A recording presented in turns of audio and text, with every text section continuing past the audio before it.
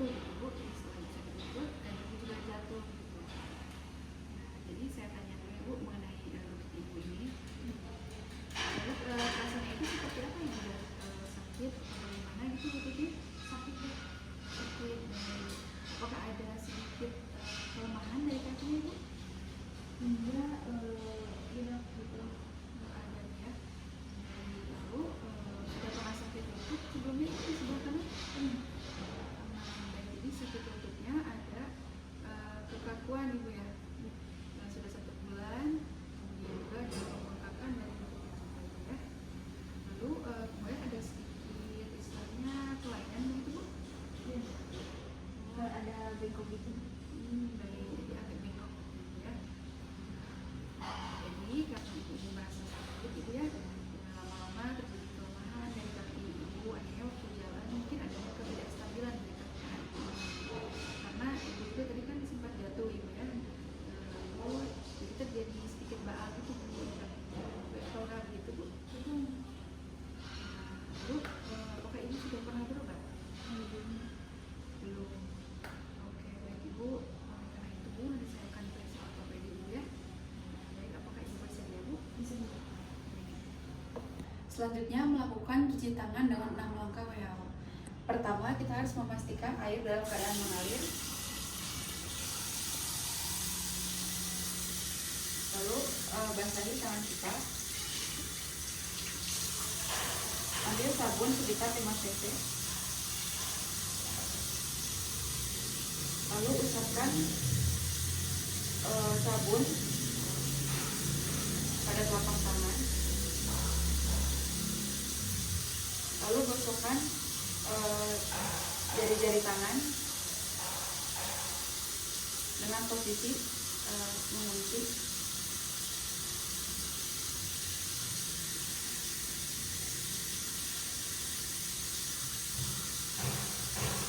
Lalu selanjutnya bersihkan punggung tangan.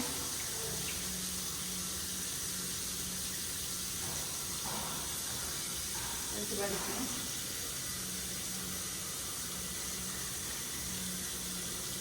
Lalu bersihkan bagian ibu jari dengan rotasi.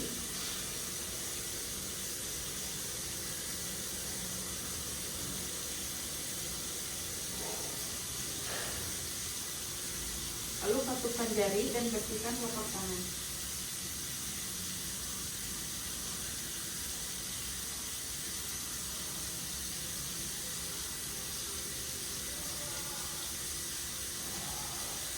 Lalu bilas.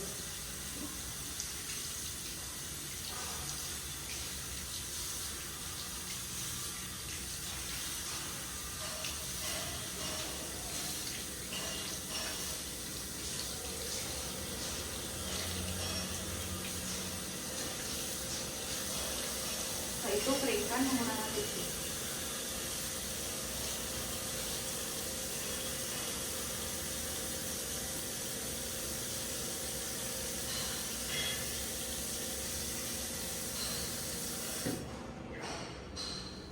Selanjutnya menggunakan handphone steril.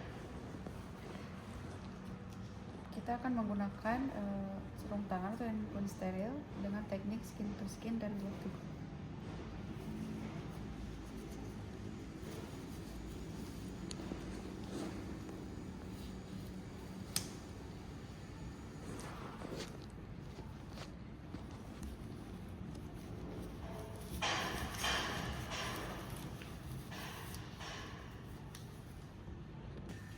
Selanjutnya, melakukan pemeriksaan tanda-tanda vital pada pasien mulai dari tekanan darah, pulsasi nadi, lalu pernafasan, suhu, nyeri pada pasien, lalu perhatikan cara berjalan pasien, lalu minta pasien untuk berbaring di meja pemeriksaan.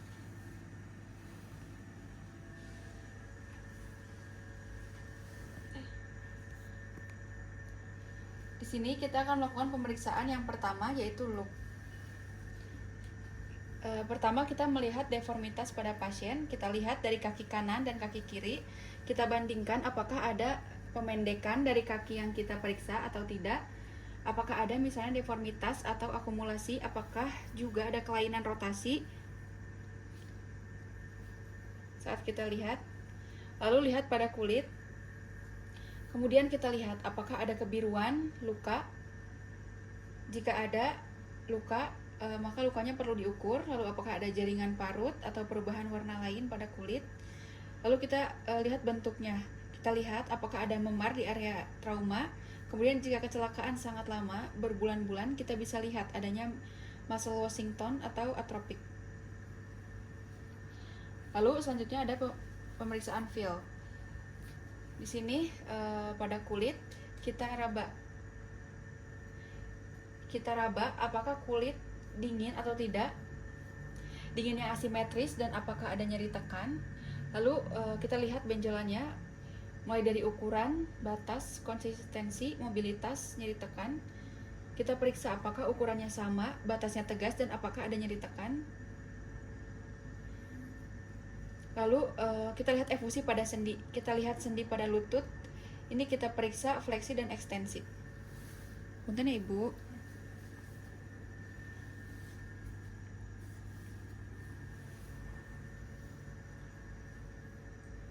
Lalu selanjutnya kita periksa outline tulang. Apakah outline-nya sama dengan sebelahnya, yaitu sebelum ke pemeriksaan berikutnya, terlebih dahulu kita harus mengukur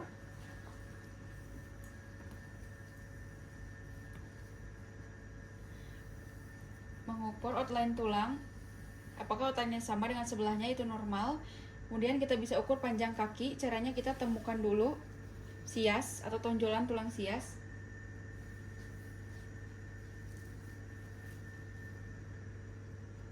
Kemudian kita tempelkan dan tarik ke bawah sampai ke medialis malleolus. Kita ukur.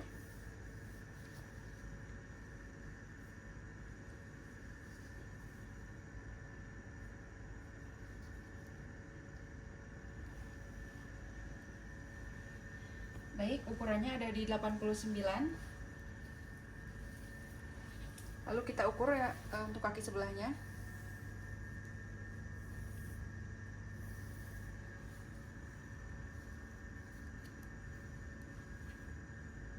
Untuk kaki sebelah kanan ukurannya sama, ada di 89 cm.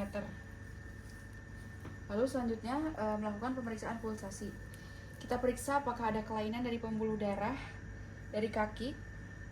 Kaki ada 2 arteri yang penting, yaitu arteri tibialis posterior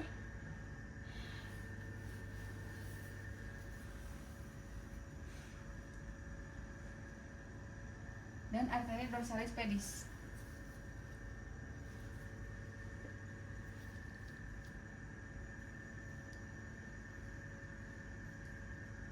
Kita raba juga dekat arteri dorsalis pedis. Selanjutnya ke pemeriksaan sensasi. Lakukan pemeriksaan sensasi dan bandingkan kedua sisi tubuh.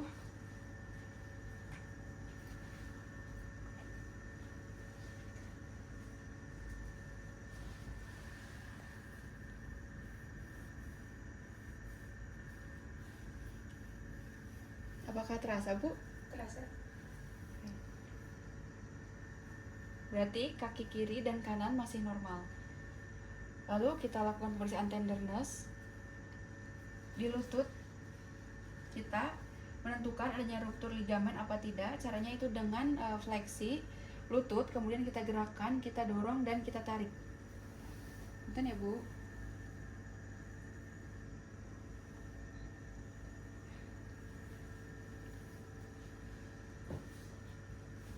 Jika ligamen ruptur itu akan dipalak di bagian bawah, kemudian kita angkat dan berkisar vagus present.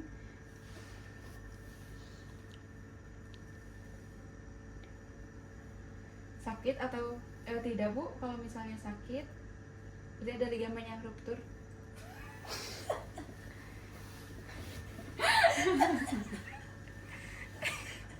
Kemudian tanya dulu sakit apa enggak, Bu. Nah, kalau apabila saya tidak sakit, tidak ada ligamen ruptur.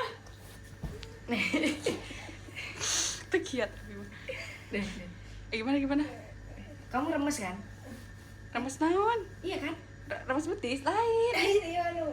Ini dia tandanya. Ini dia kan. Ya tuh. Sakit atau tidak bu? Gitu. Kamu tuh jawab naon sok? Kamu mau apa? Oh sakit. Kamu ada ruptur soalnya. Gini ya. Oh iya. Sok.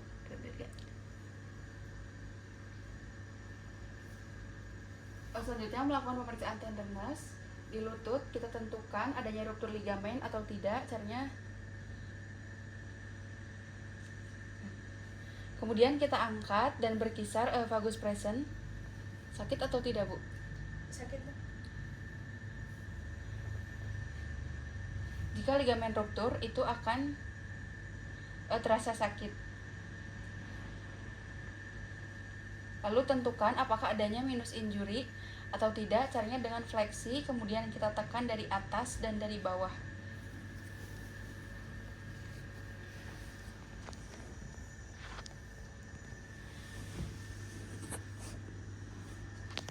Kemudian tentukan apakah adanya minus.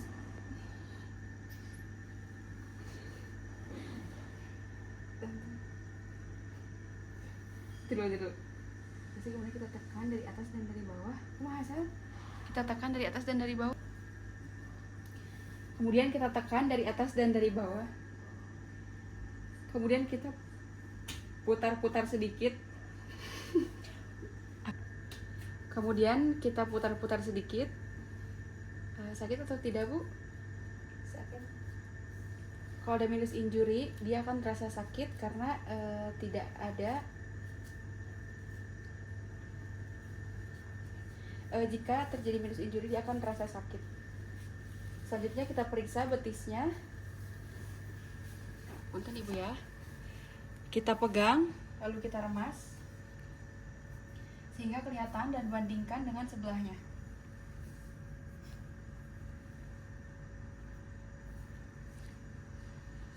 Jika ada tekanan tendon ruptur, ini tidak akan bisa bergerak atau lemas. Selanjutnya melakukan pemeriksaan tes khusus. Yang pertama ada anterior draw test. Jadi di sini kita memposisikan lutut pasien pada sekitar 90 derajat fleksi. Punten ibu ya.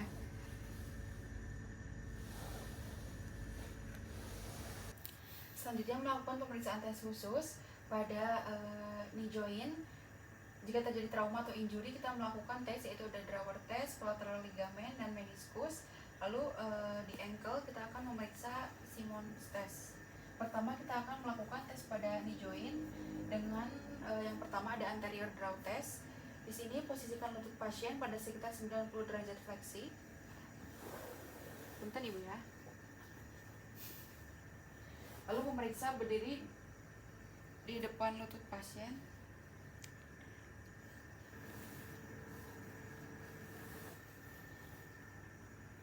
Lalu letakkan kedua tangan di sekitar lutut pasien.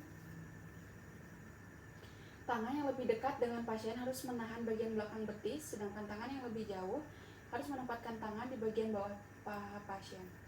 Lalu terapkan tekanan anterior ke arah depan secara perlahan pada bagian depan tibia pasien, menciptakan gerakan drawer ke depan. Amati sejauh mana tibia dapat digeser ke depan tanpa hambatan.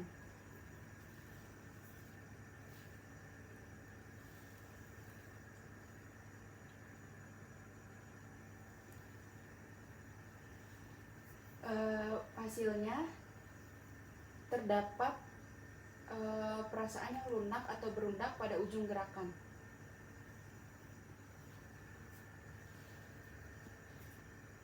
Selanjutnya melakukan pemeriksaan kolateral ligamen.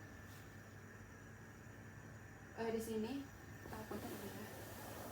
instruksikan pasien untuk berbaring terlentang di meja pemeriksaan atau tempat tidur dengan kedua kaki sedikit ditekuk di lutut.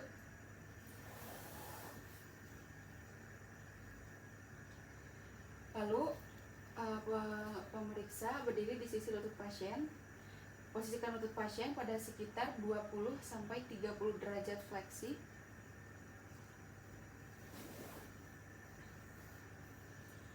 Lalu pegang bagian proksimal atau atas dari pergelangan kaki.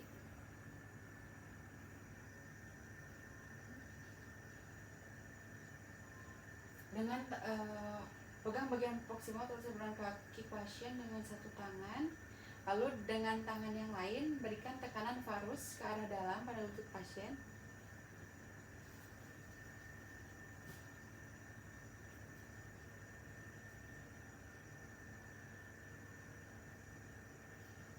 Amati sejauh mana lutut dapat membengkok atau membuka ketika tekanan varus diterapkan.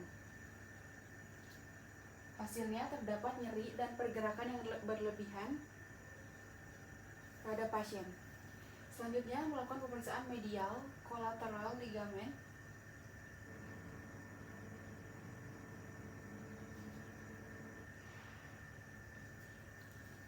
Yaitu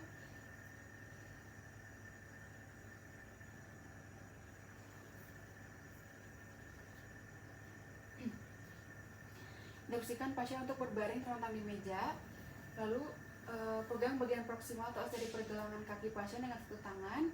Dengan tangan yang lain berikan tekanan valgus ke arah luar. Amati sejauh mana lutut dapat membengkok atau membuka ketika tekanan valgus diterapkan.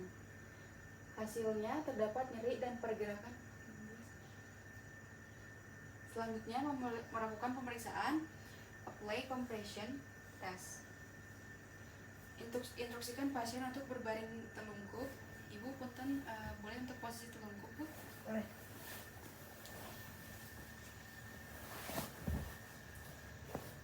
Lalu selanjutnya lutut pasien kita buat dalam fleksi 90 derajat. Lalu letakkan tangan pemeriksa di kaki untuk menjaga kaki tetap di tempat. Dengan tangan yang lain, terapkan tekanan aksial ke bawah pada lutut sambil memutar kaki pasien secara bergantian ke arah luar dan ke arah dalam. Punten Ibu ya.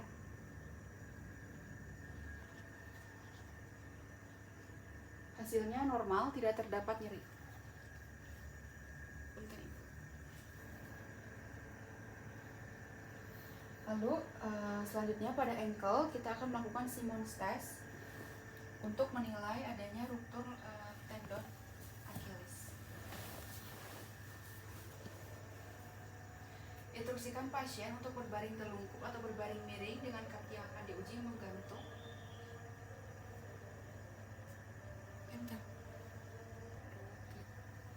Instruksikan pasien untuk berbaring telungkup atau berbaring miring dengan kaki yang akan diuji menggantung di luar tempat tidur atau meja pemeriksaan.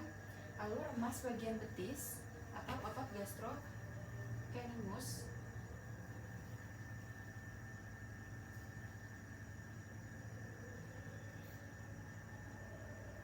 Hasilnya tidak ada pergerakan karena hilangnya kontinuitas antara gastrocnemius dan kaki. Selanjutnya di sini kita akan melakukan pemeriksaan movement. Yang pertama kita akan melihat range of movement-nya. Apakah terdapat keterbatasan dan nyeri pada sendi yang terganggu, dan minta pasien untuk melakukan gerakan air organ. Punten Ibu.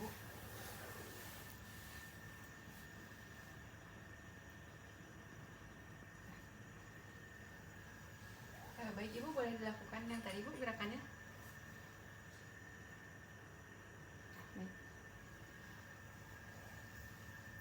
Lalu selanjutnya kita akan lihat kekuatan dari lutut. Di sini kita akan buat kaki pasien dengan posisi fleksi ekstensi, lalu kita bandingkan dengan yang normal. Lalu kita juga bisa melakukan untuk abduksi dan aduksi. Itu Ibu. Ekstensi, lalu abduksi, aduksi.